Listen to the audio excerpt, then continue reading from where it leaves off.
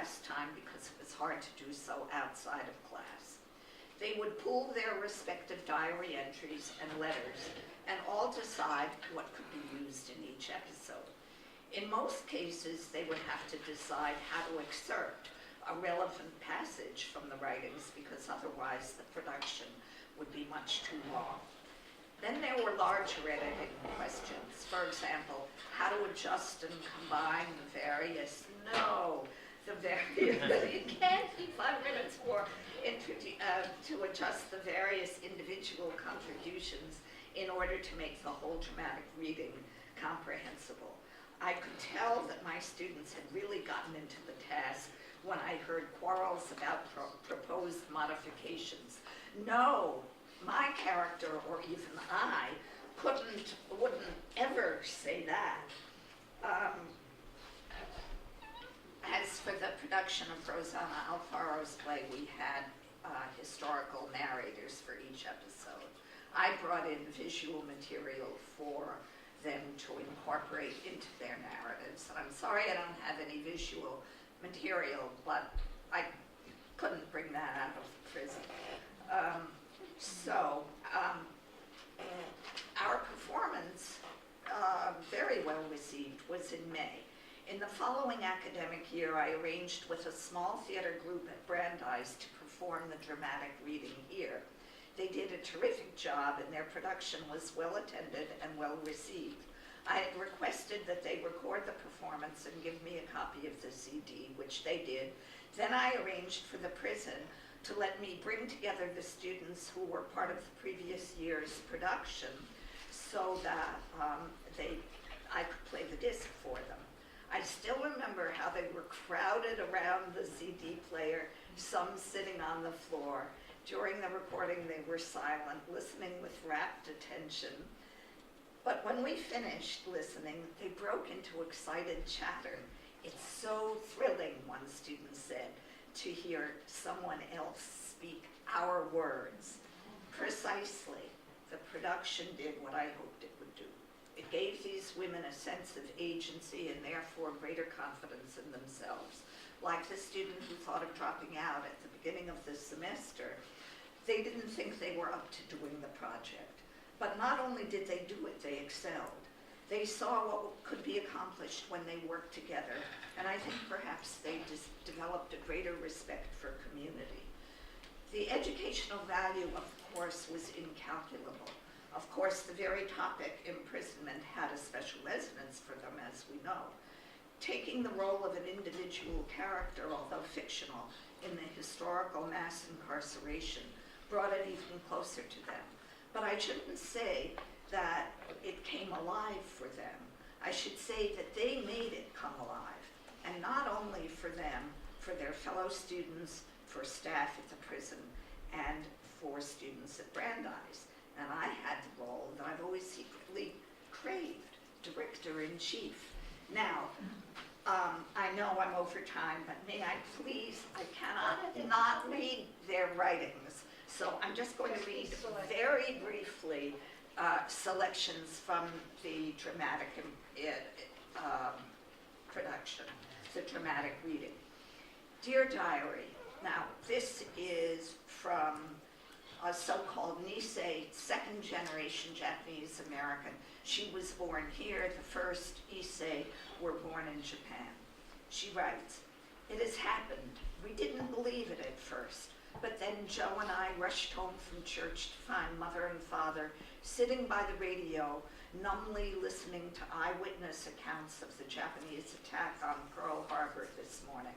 Stunned beyond words, we heard reports pouring in of mass destruction, slaughter, and whole sunken battleships lying at the bottom of the harbor. Thousands of American sailors are dead, ambushed at dawn. Will we ever be seen as anything but enemies on American soil now? A moment ago, I found Mother sitting alone in the dark, tears streaming down her face. In her arms was the framed Japanese flag that she took down from its proud place on our wall.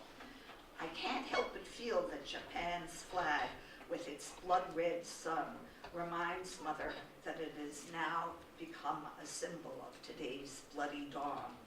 Her only words to me were, "Oh, Betty, what is to become of us?" Can I read one more? It's even shorter. Okay, one more. This is from an Issei woman, another diary entry at the end of the war when people have gotten resettled on the outside. Dear diary, I never thought the day would come, but it has. We left camp on June 15th on a wonderful sunny day. I was filled with many emotions, both good and bad, not knowing what awaited us on the other side of the barbed wire fence. We arrived in Los Angeles at 5 p.m. the next day. I was in our home that we left so many years ago. It was a strange but wonderful feeling to be free and back in society. Their home, she said, was kept in very good condition by neighbors, but she goes on, other people are still filled with hatred and racism. We went to get something to eat the other day, and the signs overhead read, "No Japs allowed." As we walked down the street to another restaurant, a man spit on me, telling me this is not my country. The war may be over, but not the prejudice against us. Thank you.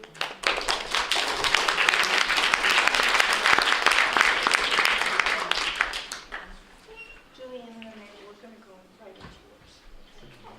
Yeah. Hold on, I just have to introduce you. Okay, I want to make sure that Julian and Amanda have enough time, so we're going to go right into their part.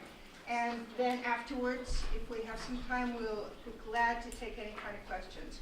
Julian Seltzer is writer, actor, and improviser. He is a 2015 Brandeis University graduate with a BA in American Studies with the highest honors. He co-wrote the documentary play Coerced, which was featured on Radio Boston on WBUR. He co-wrote the play When Rebellion Becomes Revolution and co-directed its production during the 2013 Deus Impact Festival. You may recognize his dancing feet on a manhole cover in the upcoming Teenage Mutant Ninja Turtles. And you can follow him on Twitter and Instagram at Julian Seltzer, all one word. What were we saying about different ways of communicating? Amanda Jane Stern is a director, writer, and actress from New York City. She graduated from Brandeis University in May 2015 with a BA in Film, Television, and Interactive Media and Theatre Arts. She also studied screenwriting and production at Queen Mary University of London. Her recent credits include the 9-episode musical comedy web series In Retrospect, which she directed, and the documentary play Coerced, which she co-wrote and directed. Coerced received its premiere at Brandeis in April 2015. It also received media attention from WBUR. Amanda and Lana. All right.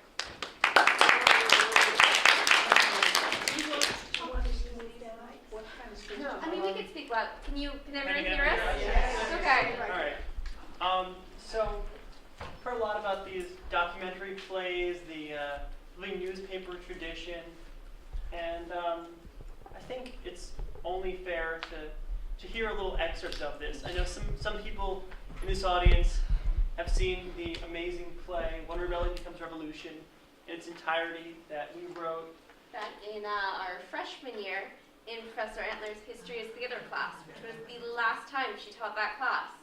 It's very sad. Yeah, so we're just going to present a little excerpt from the first act. This follows, how do you want to set this up?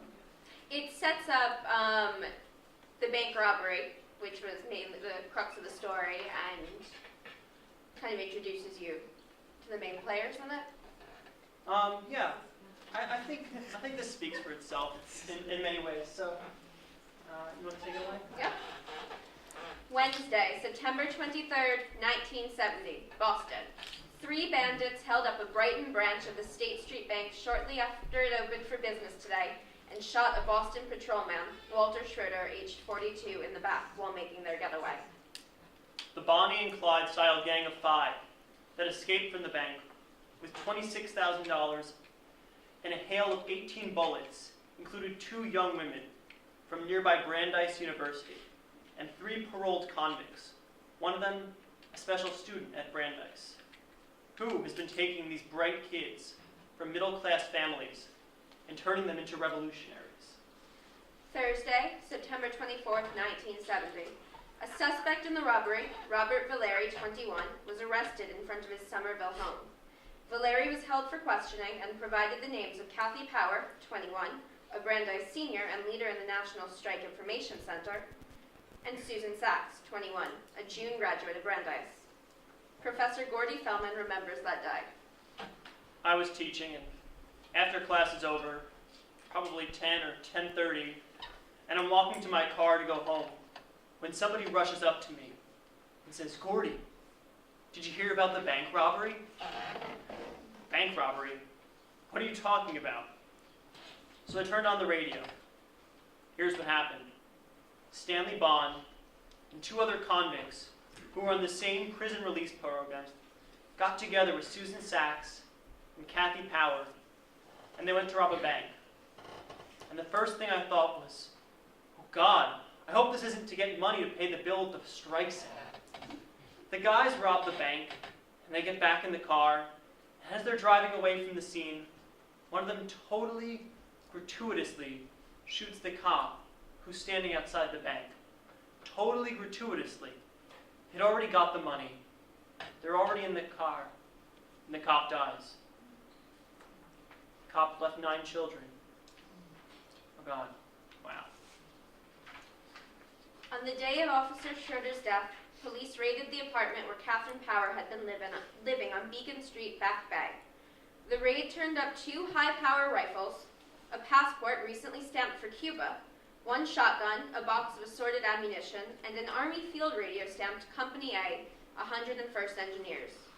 The radio was positively identified as having come from the U.S. Armory near Newburyport, which had been burglarized and firebombed the week before. Presumably, said police, by radical types. Police also reportedly found 2 empty satchels there from the State Street Bank and a purple dress. A purple dress allegedly worn by Kathy Power during the holdup in a locker at Logan Airport. With Valeri in prison and Gilday, the alleged triggerman, captured after a wild chase a few days ago, and Stanley Bond arrested in Colorado, reporters are asking, where are Kathy Power and Susan Sachs? And who are they?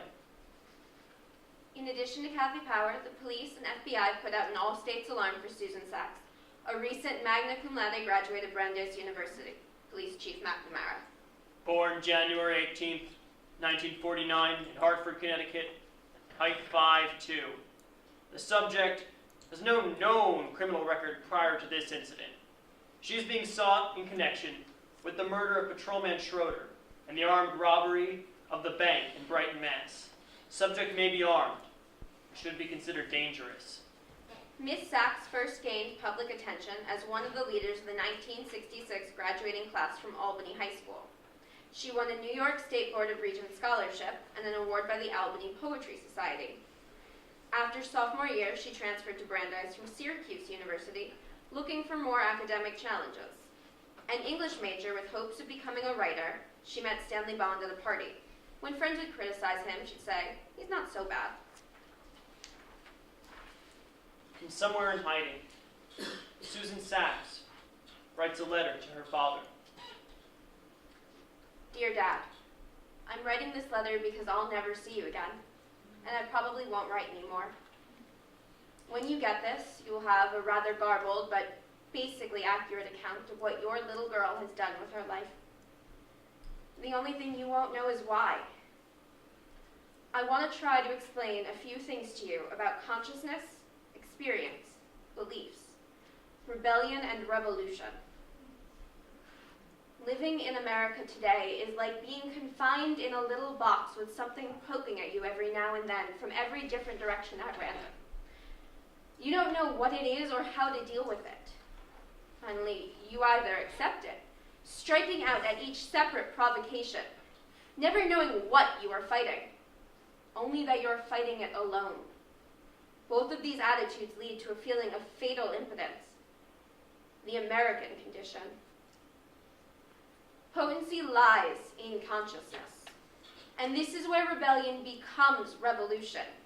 If one realizes that one is not alone, that there are billions of people in dark little boxes being prodded by the same outside force, with the same historical dialectic, then one can begin to consider how to cut out that prodding.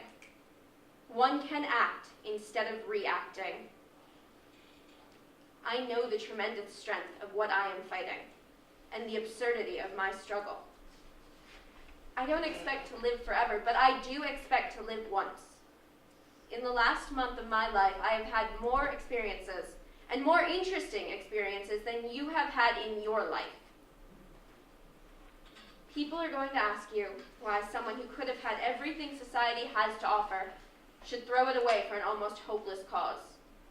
Why I would fight the very society that is willing to give me comfort, security, and happiness.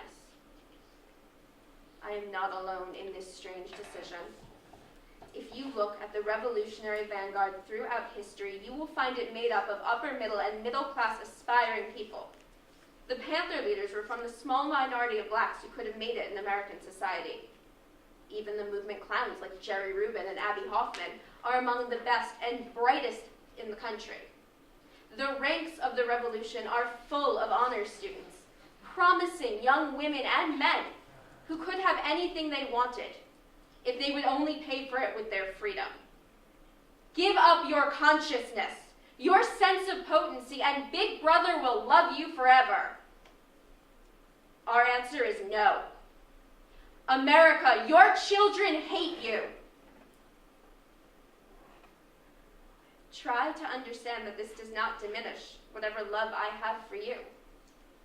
Only I have found something more important than personal love. More important even than life. My love for individuals only makes everything harder. My love for life, just living and breathing, makes it harder too. All I ask is that you continue to do what you believe is right, even if it means helping the people I have chosen as my enemies. Remember, it is this integrity in you that I respect. And if it is possible, don't think of me as some kind of desperado. Think of me as a soldier. Love, Susan.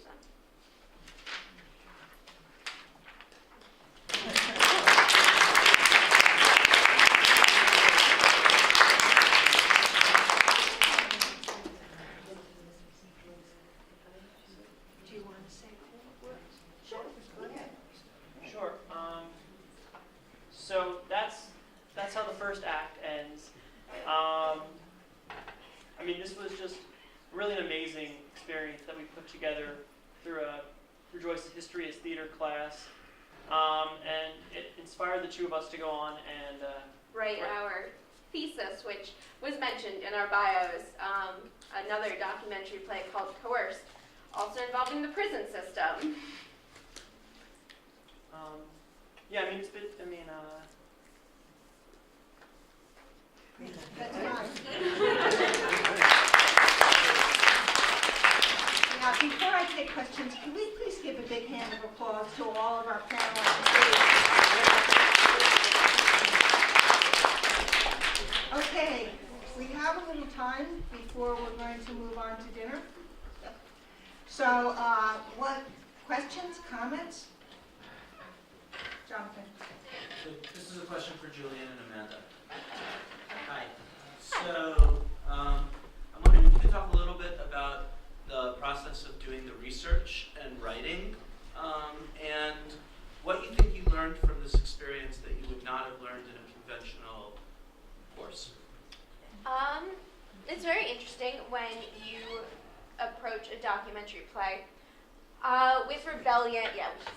With Rebellion, the thing is, it was a class, so the story was kind of picked for us.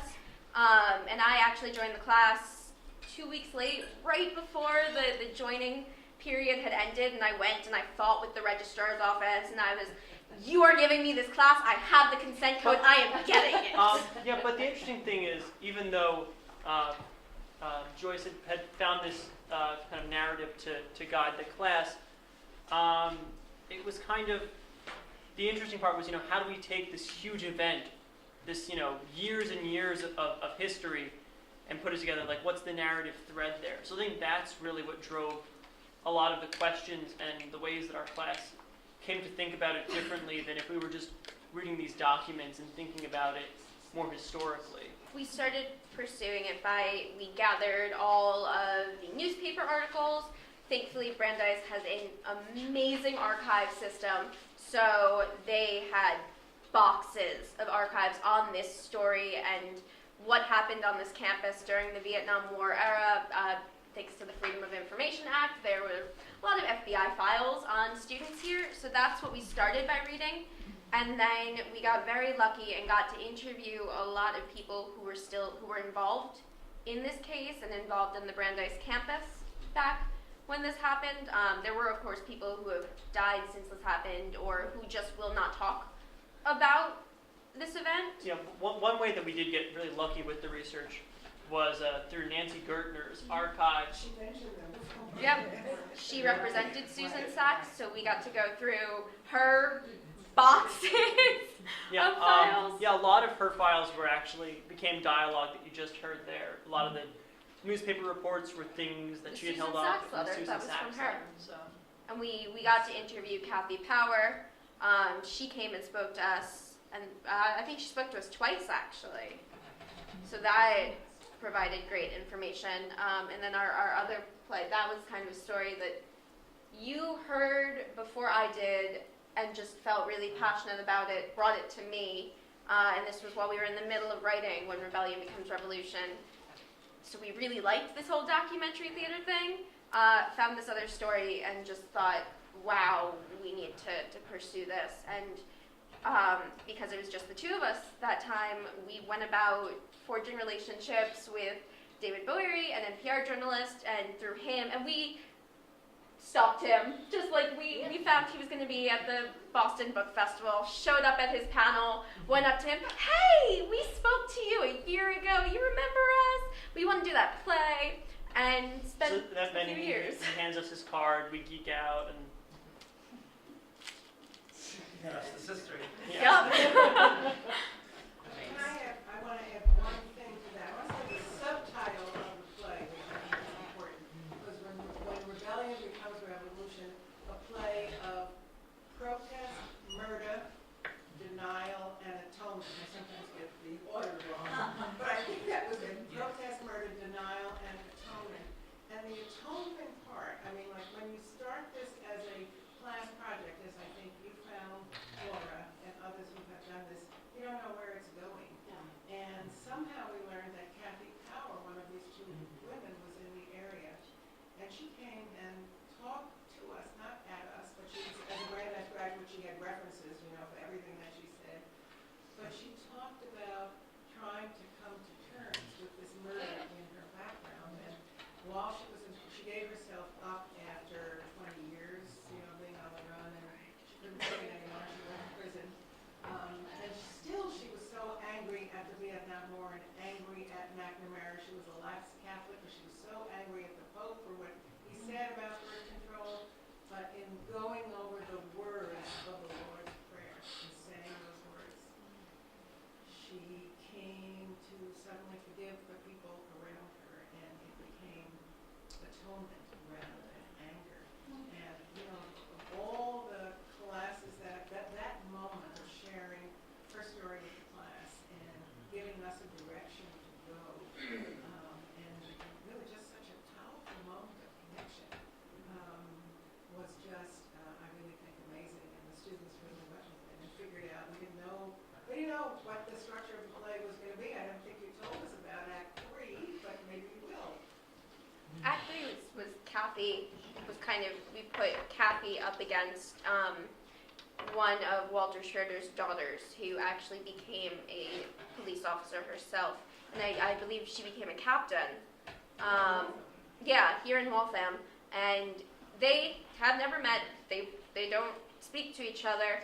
But we had so many things that both of them had said about this case, and the majority of the things that Claire Schroeder Walter's daughter has said, have been about Kathy, because when this event occurred, she was a child, so she had less to do with Susan Sachs and the three guys when they were arrested. But when Kathy turned herself in, that's when Claire came out and started speaking.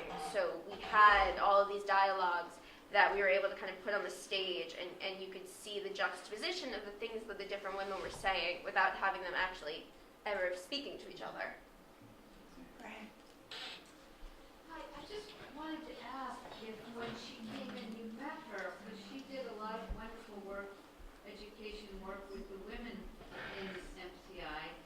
If she learned from this project, I mean, in other words, did she do any living newspaper work with her students, I mean, her group at MCI? Do you know? I don't know about this kind of work. She is a writer, and Well, but she was doing a lot of education work inside the prison while she was a prisoner. I don't know. Do you want? I don't think so, because we didn't, she was already out of prison when we met her. She was on parole. So she wasn't doing as much work at the prison anymore. She was, living her life out. And Yeah. Well, I just wondered if it had gone from Joyce through you guys to Kathy Powers to the MCI. I know that the play has influenced her since then, but not in regards to things she did at the prison, because it all happened after she had kind of parted ways. Other questions or thoughts?